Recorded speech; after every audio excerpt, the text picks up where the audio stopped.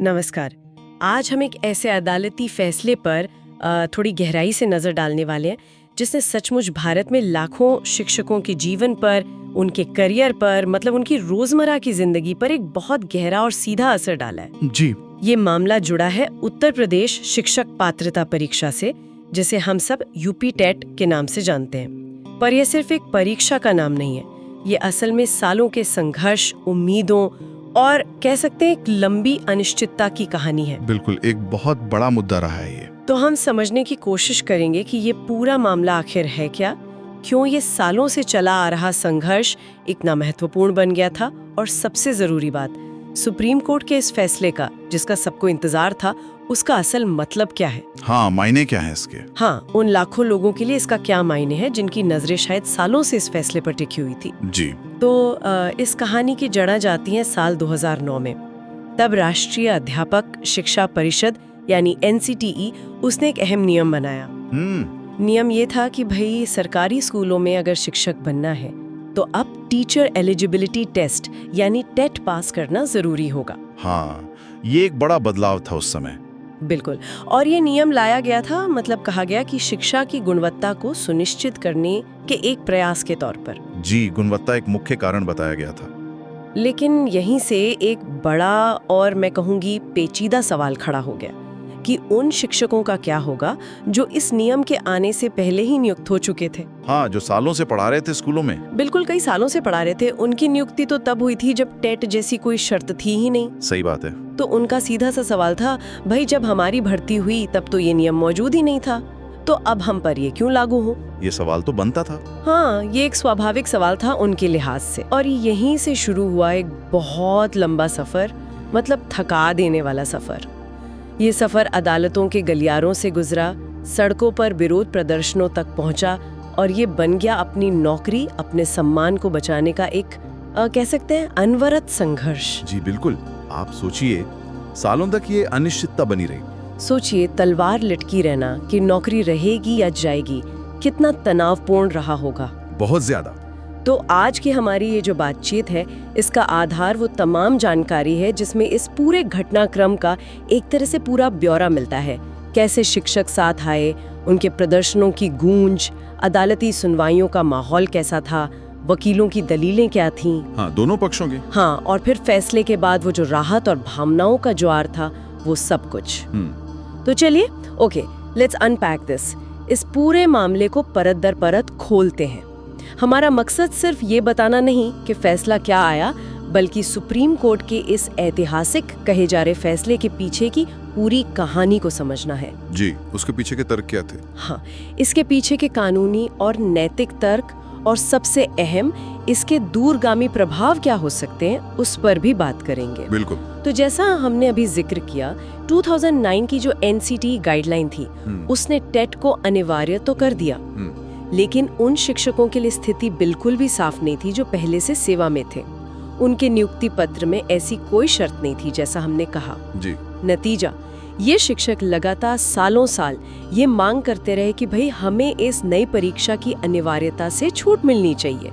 उनका तर्क सीधा था, हमारी नियुक्ति के वक्त जो सेवा शर्तें थी वही लागू रहनी चाहिए। और ये तर्क कानूनी तौर पर भी काफी अहम था। बिल्कुल। और उनका ये संघर्ष सिर्फ कागजी नहीं था, मतलब जो जानकारी है उससे पता चलता है कि ये शिक्षक लखनऊ की सड़कों पर धरनों पर बैठे। हाँ, प्रदर्शन हुए, रैलियां निकाली, अपनी आवाज सरकार और न्यायपालिका तक पहुंचाने की हर मुमकिन कोशिश की। साथ ही अदालतों में याचिकाएं दायर हुई और एक लंबी कानूनी लड़ाई शुरू हो गई। बिल्कुल। और देखिए, कानूनी दृष्टिकोण से देखें तो ये स्थिति वाकई काफी जटिल थी। इसमें कोई सीधा आसान जवाब नहीं था। मूल प्रश्न, जैसा आपने बताया, यही था कि क्या कोई नया नियम जो योग्यता की नई शर्तें जोड़ता है, उन व्यक्तियों पर लागू किया जा सकता है जिनकी सेवा शर्तें उनकी नियुक्ति के समय बिल्कुल अलग थीं। ये एक बुनियादी कानूनी सवाल था। सही। और इसी एक सवाल ने एक ऐसी कानूनी लड़ाई और जमीनी संघर्ष को जन्म दिया जो एक दशक से भी ज्यादा खिंच गया।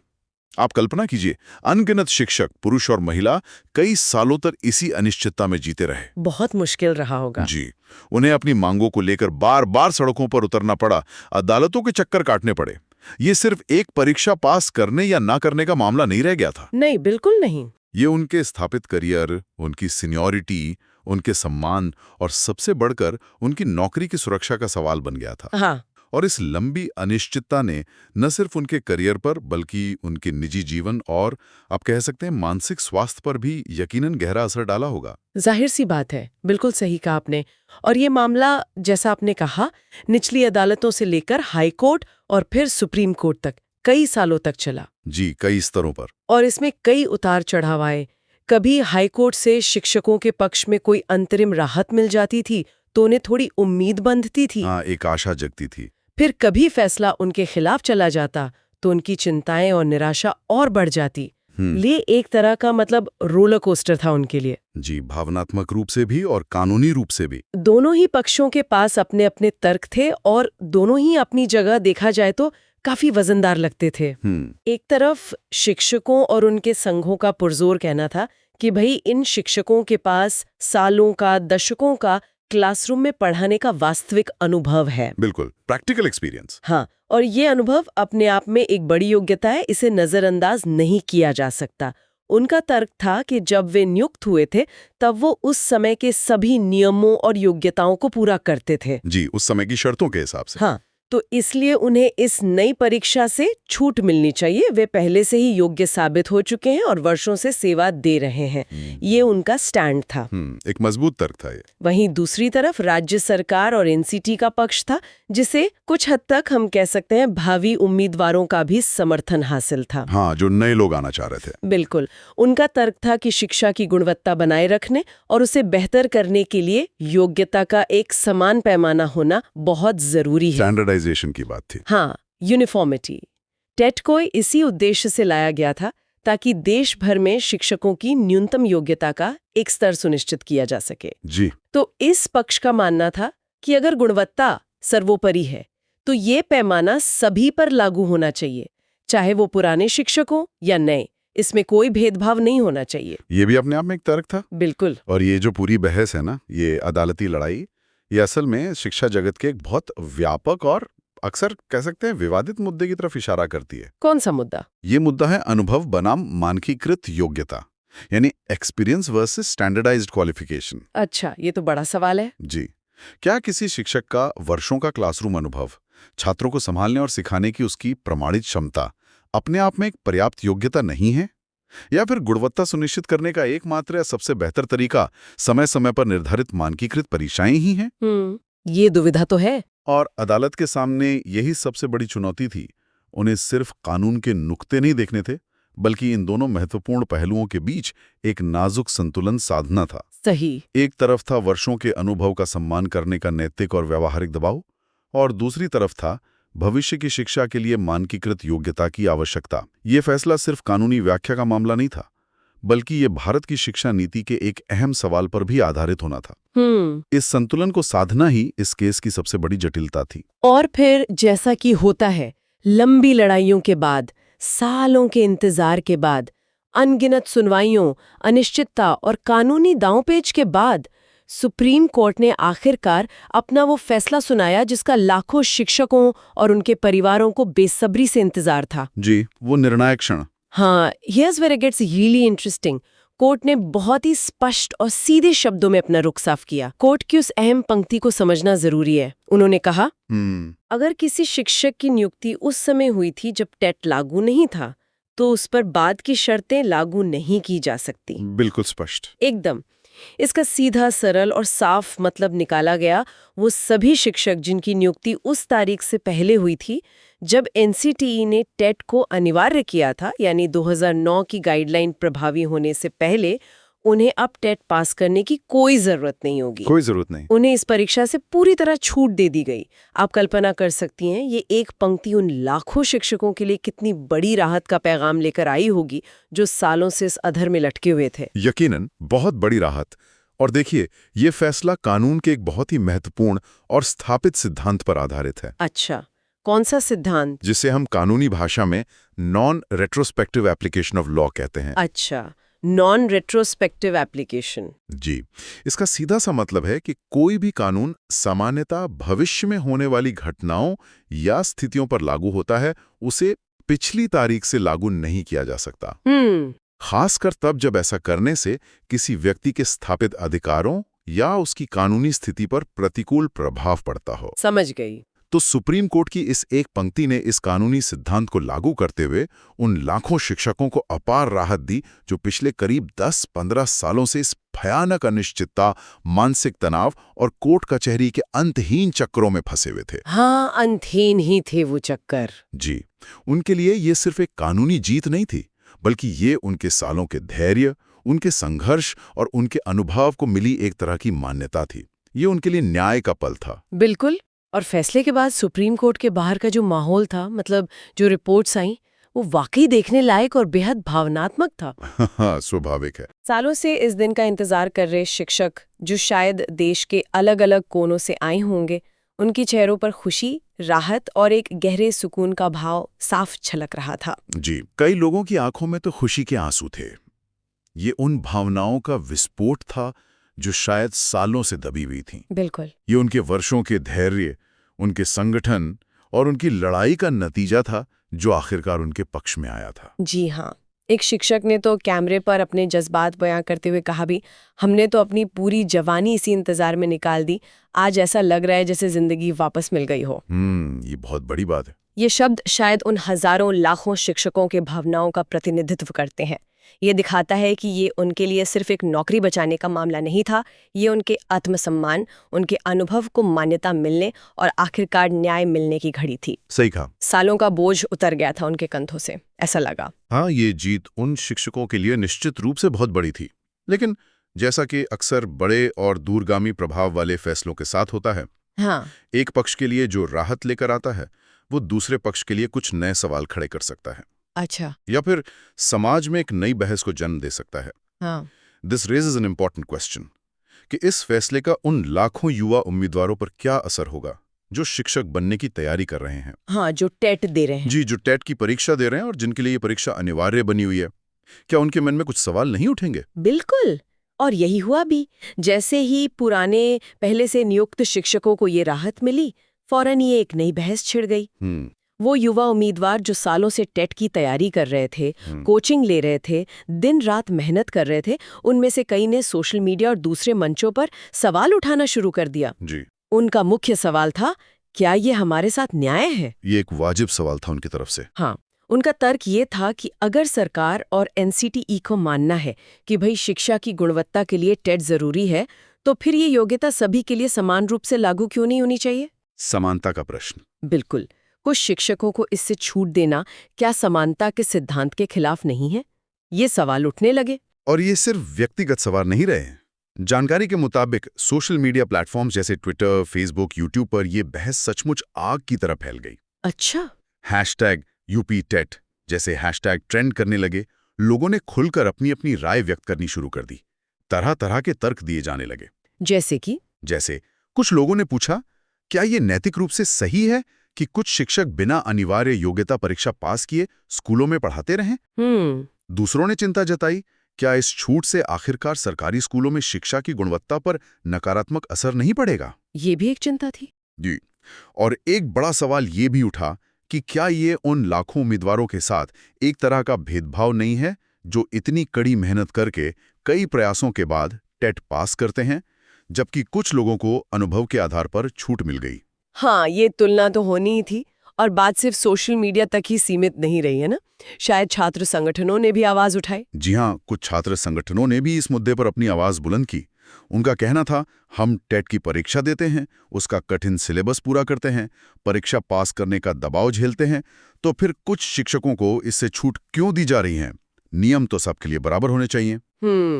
तो देखते ही देखते ये पूरी बहस इक्वालिटी वर्सेस एक्सपीरियंस यानी समानता बनाम अनुभव के एक बहुत ही जटिल और संवेदनशील मुद्दे पर केंद्रित हो गई। हाँ, ये क्लासिक डिबेट है। जी, एक तरफ समानता का संवैधानिक सिद्धांत था जो कहता है कि कानून के नज़र में सब बराबर होने चाहिए। दूसरी तरफ उन शिक्षकों का दशकों का अनुभव था जिसे पूरी तरह खारिज करना भी शायद सही नहीं लगता। ये एक क्लासिक दुविधा थी। बिल्कुल। ये वास्तव में एक बहुत ही नाजुक संतुलन साधने का मामला है। जैसा मैंने पहले भी कहा था, इसे किसी एक ही दृष्टिकोण से देखना या किसी एक पक्ष को पूरी तरह सही या गलत ठहराना शायद थोड़ी जल्दबाजी होगी और अन्यायपूर्ण भी। क्योंकि दोनों ही पक्षों के तर्कों में दम है। हाँ, ये तो है। एक तरफ उन शिक्षकों का वर्षों का, दशकों का क्लासरूम में पढ़ाने का जो व्यवहारिक अनुभव है, वो अपने आप में एक बहुत महत्वपूर्ण और मूल्यवान योग्यता है। सही। क्लासरूम मैनेजमेंट, छात्रों की नब्ज को समझना, अलग अलग सीखने की गति वाले बच्चों को संभालना, ये सब कौशल अक्सर अनुभव से ही निखरते हैं और इन्हें किसी परीक्षा से मापना मुश्किल है। ये बात भी सही है।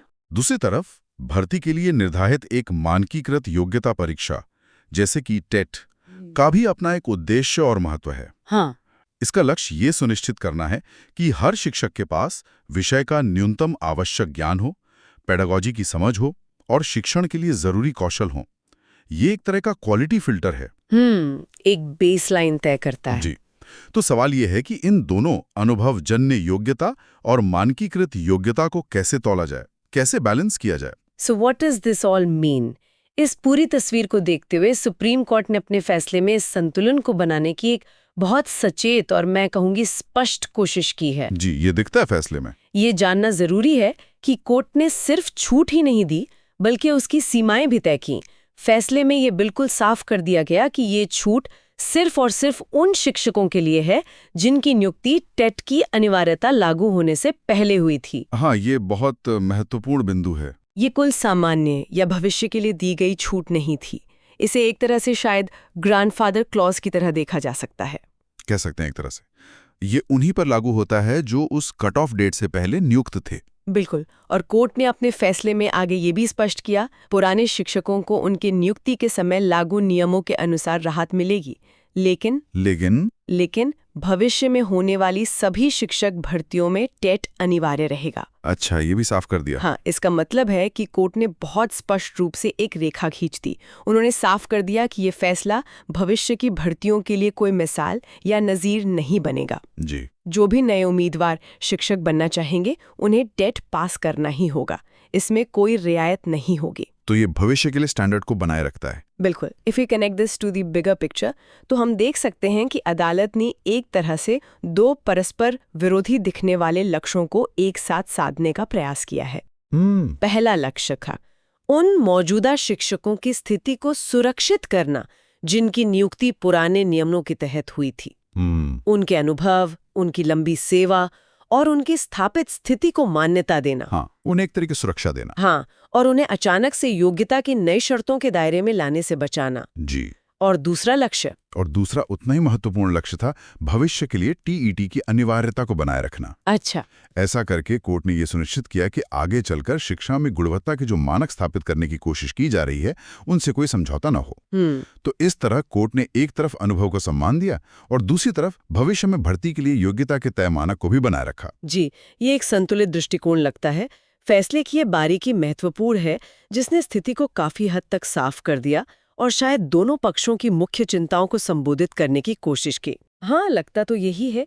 तो आज की इस गहरी पड़ताल का सार ये निकलता है कि सुप्रीम कोर्ट ने एक बेहद महत्वपूर्ण और दूरगामी परिणाम वाले फैसले में उन लाखों शिक्षकों को शिक्षक पात्रता परीक्षा यानी टेट से छूट प्रदान की है, जिनकी नियुक्ति इस परीक्षा के अनिवार्य होने से पहले हुई थी। बिल्कुल, यानी 2009 की एनसीटी गाइडलाइन के प्रभावी होने से पहले जो नियुक्त हो चुके थे। जी। और ये फैसला केवल तकनीकी कानूनी सिद्धांतों जैसे कि कानून का पिछली तारीख से लागू न होना, नॉन रेट्रोस्पेक्टिविटी के सिद्धांत पर ही आधारित नहीं है। नहीं, उससे आगे भी है। हाँ, बल्कि ये उन लाखों शिक्षकों के वर्षों के लंबे, धैर्यपूर्ण और अथक संघर्ष, उनकी उम्मीदों, उनकी अनिश्चितता भरी जिंदगी और उनकी मेहनत का भी एक तरह से परिणाम है। कोर्ट ने उनके अनुभव और उनकी विशिष्ट स्थिति को संज्ञान में लिया। ये मानवीय पहलू भी महत्वपूर्ण था। बिल्कुल, लेकिन साथ ही ये याद रखना भी उतना ही महत्वपूर्ण है कि कोर्ट ने बहुत सावधानी से ये सुनिश्चित किया है कि ये छूट सिर्फ एक विशेष, स्पष्ट रूप से परिभाषित वर्ग के लिए है। जी, ये सबके लिए नहीं है। नहीं, भविष्य में शिक्षक बनने वाले सभी उम्मीदवारों के लिए टेट की अनिवार्यता पहले की तरह ही बनी रहेगी, ताकि शिक्षा की गुणवत्ता के मानकों को बनाए रखने के प्रयास जारी रहें। और यहीं से हमारे लिए एक विचारणीय प्रश्न उभरता है। बताइए। ये पूरा मामला और सुप्रीम कोर्ट का ये फैसला हमें हमारी शिक्षा व्यवस्था में अनुभव और मानकीकृत योग्यता के बीच के नाजुक और अक्सर तनावपूर्ण रिश्ते पर गहराई से सोचने का एक महत्वपूर्ण अवसर देता है। वो एक्सपीरियंस वर्सेस स्टैंडर्डाइज्ड क्वालिफिकेशन वाली बात। जी, जब हम गुणवत्तापूर्ण शिक्षा की बात करते हैं तो हम किसी शिक्षक के वर्षों के क्लासरूम अनुभव का मूल्यांकन कैसे करें? उसे कितना वजन दिया जाना चाहिए? क्या अनुभव अपने आप में गुणवत्ता का पर्याय है? ये सवाल उठता है। सही। और दूसरी तरफ भर्ती के लिए निर्धारित योग्यता मानकों जैसे टेट या अन्य परीक्षाओं की भूमिका क्या होनी चाहिए? क्या ये मानक वास्तव में बेहतर शिक्षक चुनने में मदद करते हैं? क्या ये अनुभव का विकल्प हो सकते हैं? या फिर ये दोनों अनुभव और मानकीकृत योग्यता एक दूसरे के पूरक हैं और हमें दोनों को महत्व देने का रास्ता खोजना होगा? ये तो बहुत अहम सवाल है। जी, और ये सवाल केवल इस एक केस तक सीमित नहीं है, बल्कि ये भविष्य में भी हमारी शिक्षा नीति, शिक्षक भर्ती प्रक्रियाओं और शिक्षा पर होने वाले व्यापक विमर्श का एक अहम हिस्सा बने रहेंगे। बिल्कुल, इन सवालों पर सोचना हम सबके लिए जरूरी है। जी हाँ।